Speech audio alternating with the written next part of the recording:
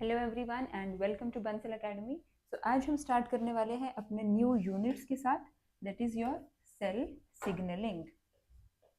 Cell signalling.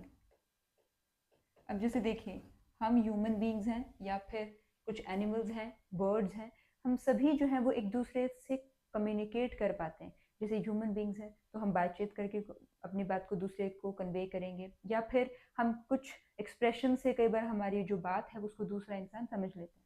Similarly जो birds भी हैं, ठीक है, उनकी हर एक जैसे बर्ड्स की अलग अलग डिफरेंट बर्ड्स की जो है एक दूसरे के साथ कम्युनिकेट करने के लिए अलग अलग मेथड्स होते हैं।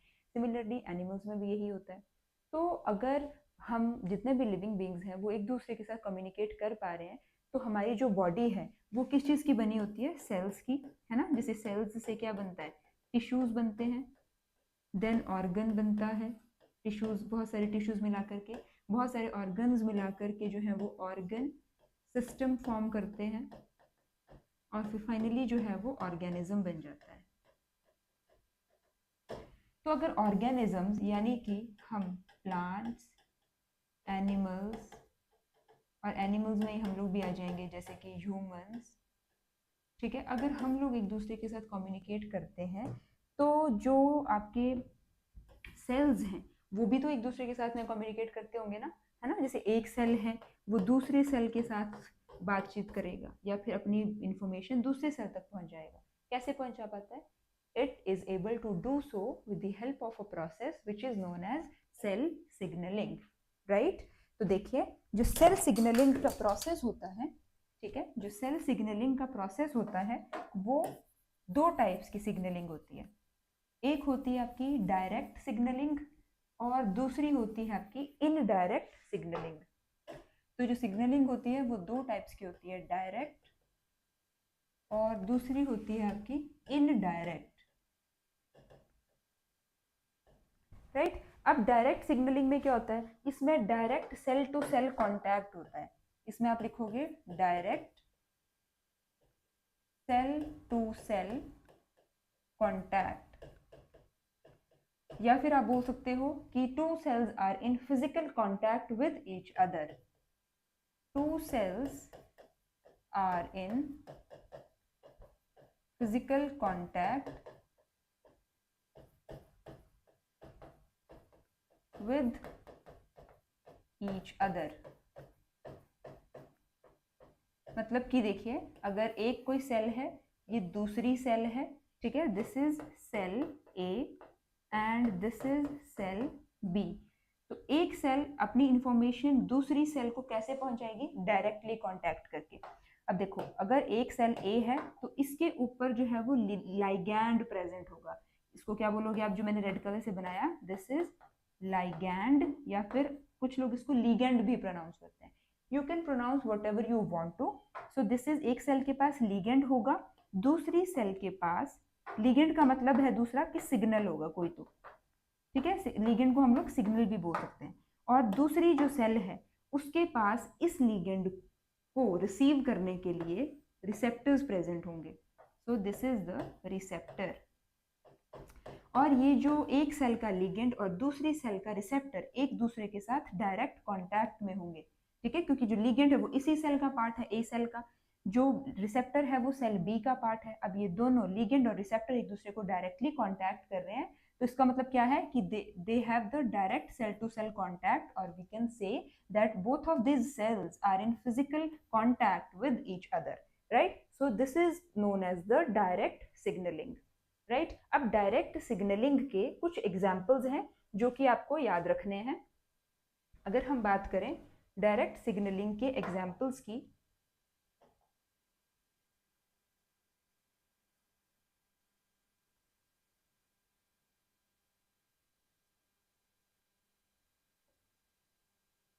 so this is cell signaling we have started. It is of two types, direct and indirect.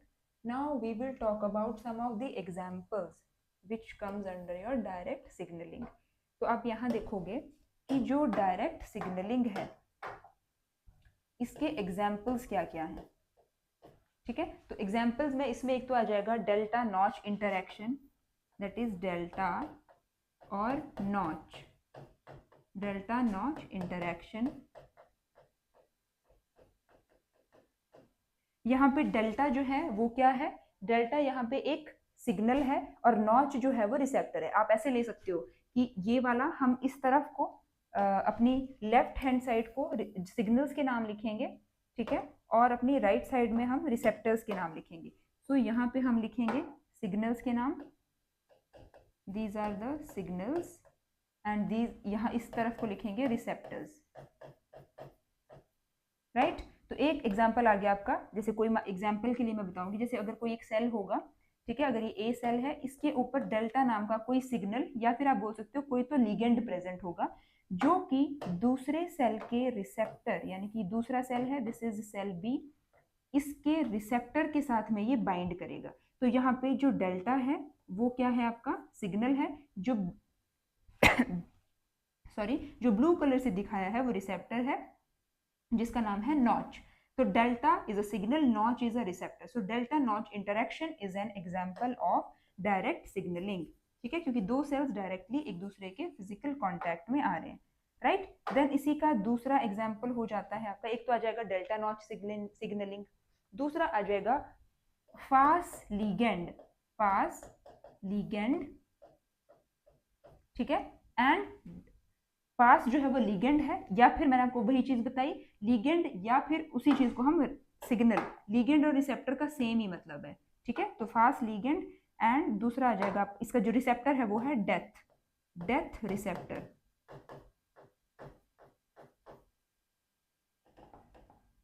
ठीक है, death receptor, right. This is the signal, this is the receptor, दो एग्जांपल्स हो गए।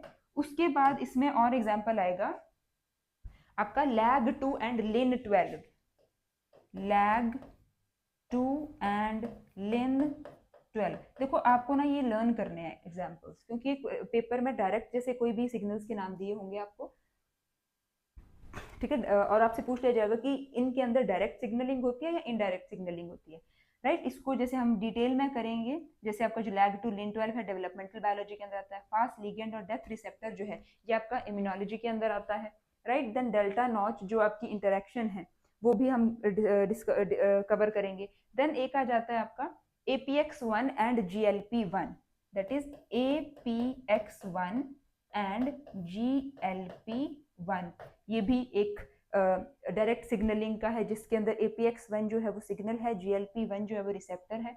देन आ जाएगा आपका एंटीजन प्रेजेंटेशन, यानी कि देखो एग्जांपल आ जाएगा आपका इम्यून सिस्टम, और इम्यून सिस्टम के अंदर भी जो एंटीजन प्रेजेंटेशन का पूरा प्रोसेस होता है, एंटीजन प्रेजेंटेशन,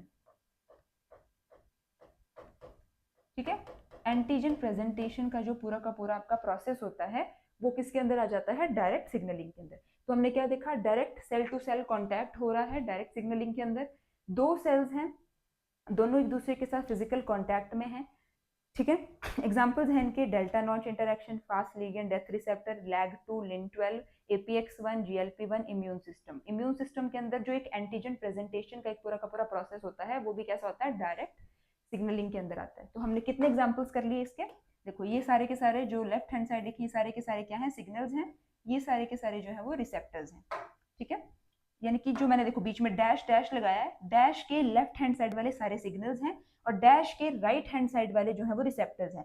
और ये जो सिग्नल और रिसेप्टर्स होते हैं ना, ये स्पेसिफिक होते हैं, मतलब अगर डेल्टा सिग्नल रिलीज हुआ है किसी भी सेल से तो वो दूसरे किसी सेल में जहाँ पे नॉच नाम के रिसेप्टर्स प्रेजेंट होंगे उसी के साथ बाइंड करेगा। सिमिलरली फास्ट लिगेंड जो है वो डेथ रिसेप्टर के साथ ही बाइंड करेगा, लैग 2 जो है सिग्नल वो लिन 12 के साथ ही बाइंड करेगा, APX1 GLP1 के साथ ही बाइंड करेगा, ठीक है। तो ये है आपके डायरेक्ट सिग्नलिंग। अब हम आ जाते हैं इनडायरेक्ट सिग्नलिंग के ऊपर, ठीक है। इनडायरेक्ट सिग्नलिंग में क्या होता है, इसमें रिलीज होता है सिक्रेटरी सिग्नल मॉलिक्यूल का,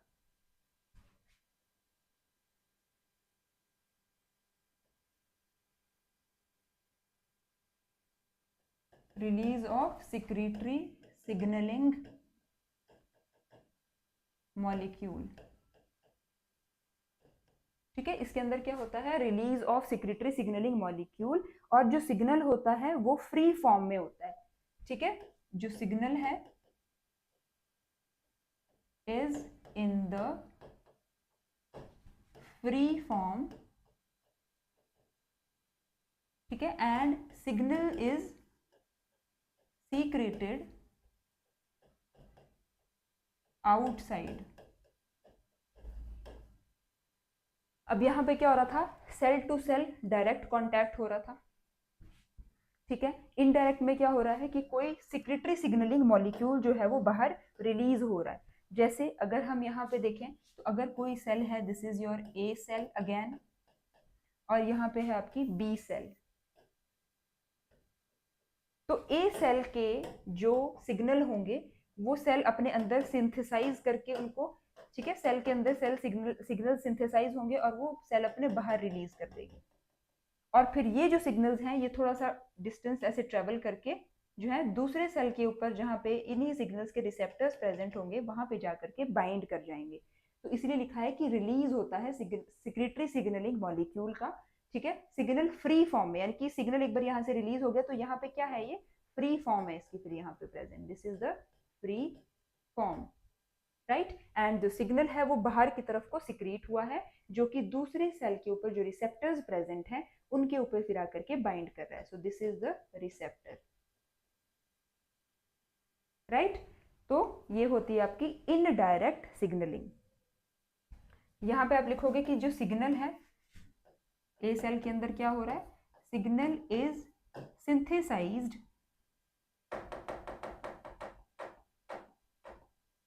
यहाँ पे आप ऐसे लिख सकते हो, जैसे अगर सेल ये this is the A cell, तो ए सेल के अंदर क्या हो रहा है कि जो सिग्नल है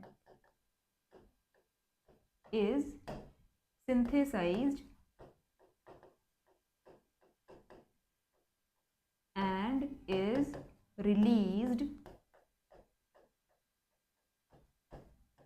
आउटसाइड द सेल, ठीक है। सिग्नल सिंथेसाइज हुआ इन द साइटोसोल, लिख लो, signal is synthesised in cytosol, ठीक है, and is released outside the cell. Signal अंदर यहाँ सिंथेसाइज हुआ और बाहर जो है वो रिलीज हो गया, राइट। यहाँ पे जो ये रिसेप्टर होता है, ठीक है, जैसे ये जो रिसेप्टर होता है ना, ये यहाँ पे कैसा होता है, ट्रांस मेम्ब्रेन जो रिसेप्टर होता है इसका, वो कैसा होता है, ट्रांस मेम्ब्रेन रिसेप्टर होता है। तो देखो अगर ये ट्रांस मेम्ब्रेन का मतलब क्या होता है ना, जैसे अगर आपने सेल बायो अपनी कवर कर ली है तो उसके अंदर अगर ये सेल है तो ये देखो लिपिड बाइलेयर से जो है वो पूरा का पूरा सेल इस तरीके से फॉर्म होता है, ठीक है, ये इस तरीके से फॉर्म हुआ होता है आपका पूरा का पूरा लिपिड बाइलेयर से कोई सेल, ठीक है, ये पूरा, इसको आप ऐसे ही करके ये पूरा का पूरा सेल ऐसे होता है। तो यहीं पे बीच में जो है ना वो कुछ प्रोटीन्स जो है वो फॉर्म करती हैं रिसेप्टर्स को। जैसे रिसेप्टर क्या होता है, receptors are nothing but proteins, है ना। तो जैसे इस तरीके से यहाँ पे जो है वो रिसेप्टर प्रेजेंट होगा। तो ट्रांस मेम्ब्रेन है, यानी कि मेम्ब्रेन के आर पार जा रहा है, तो उसको बोला जाता है ट्रांस मेम्ब्रेन। तो आप क्या लिखोगे यहाँ पे कि द रिसेप्टर जो होता है in case of indirect signalling, receptor is transmembrane. Receptor कैसा है, ट्रांस मेम्ब्रेन है, ठीक है, ट्रांस मेम्ब्रेन रिसेप्टर है। और जो सिग्नल है वो कैसा है, सिक्रेटेड। तो या फिर आप ऐसे अलग से भी लिख सकते हो कि जो रिसेप्टर है it is transmembrane and जो सिग्नल है, यहाँ साइड में लिख लो, जो सिग्नल है इट इज सीक्रेटेड। जबकि यहाँ पे क्या हो रहा था, जो सिग्नल और जो रिसेप्टर्स थे दोनों, वो दोनों ही कैसे थे, ट्रांस मेम्ब्रेन थे। तो आप डायरेक्ट सिग्नलिंग में लिख सकते हो कि जो सिग्नल है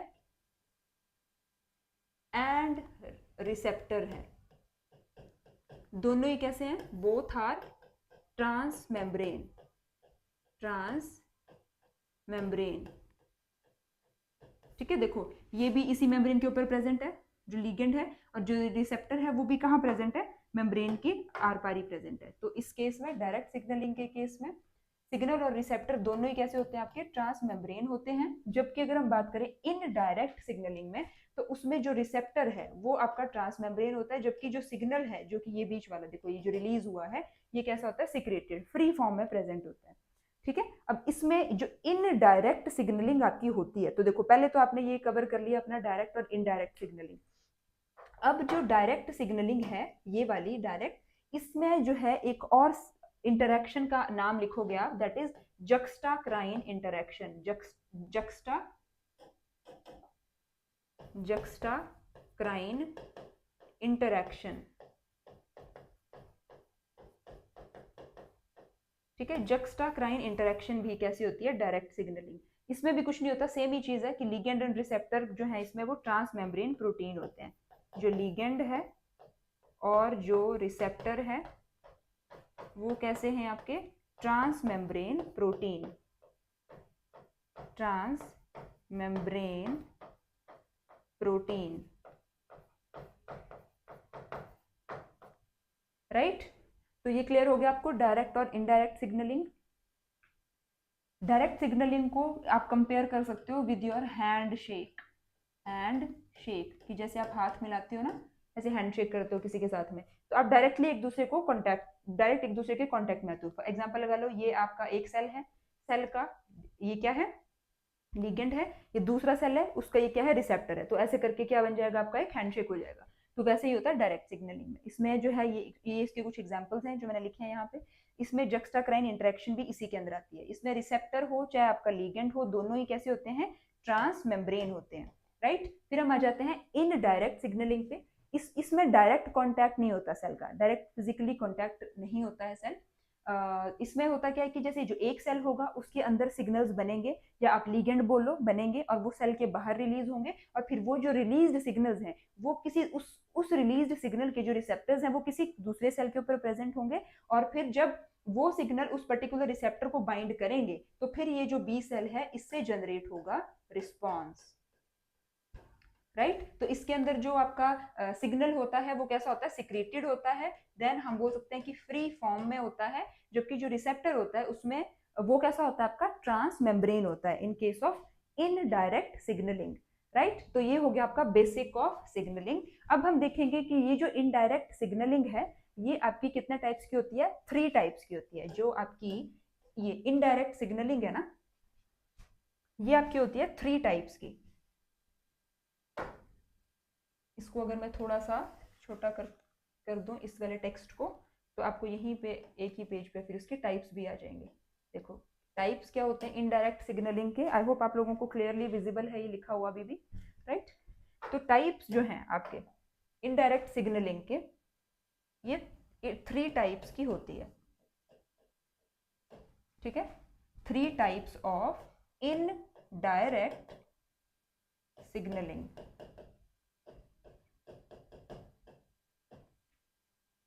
ठीक है।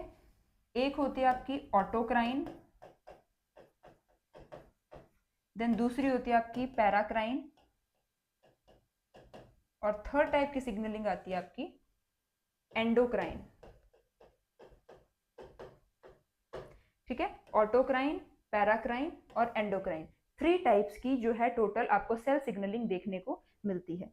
ये जो सिग्नलिंग के जो टाइप्स है ना, कि हम लिख रहे हैं कि जैसे 3 टाइप्स की मैंने आपको सिग्नलिंग ये बताई, तो ये जो 3 टाइप हैं सिग्नलिंग के, हम ये 3 टाइप किस बेसिस पर हैं, कि मतलब हमने किस बेसिस पर सेल की सिग्नलिंग को 3 टाइप्स में डिवाइड किया। तो ये डिवाइडेड है on the basis of the distance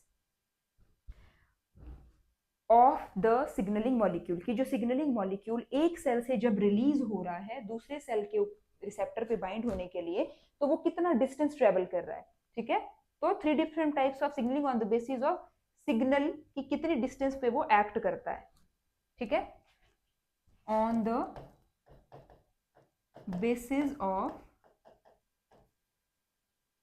the distance traveled by the signaling molecule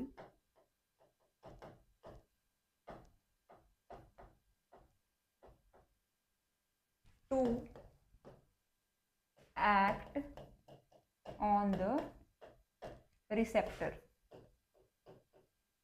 या आप बोल सकते हो to bind on the receptor, to bind to the receptor,